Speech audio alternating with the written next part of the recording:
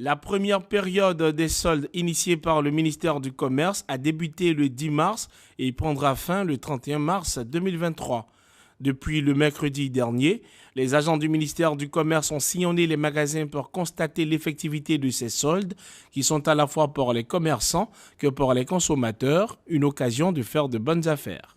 Le but du gouvernement, d'abord, c'est à deux volets, permettre aux consommateurs d'acheter moins cher et de faire du profit. Dans ce contexte de lutte contre la vie chère, ça permet aux différents consommateurs de faire du profit et de faire de bonnes affaires. Pour les opérateurs économiques, cela permet d'évacuer les stocks, comme on le dit, les soldes. C'est une occasion pour tous ces opérateurs à ces boutiques-là de vendre ces produits en magasin de plus belle lurette.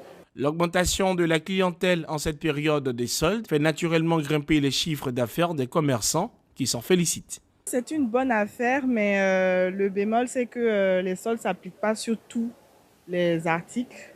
Il y a quelques articles qui sont en solde et pas tous. Donc parfois, on est intéressé par certains, mais ils ne sont pas du tout en solde. Mais quand même, on voit que il y a quand même les promos sont appliquées, c'est assez intéressant.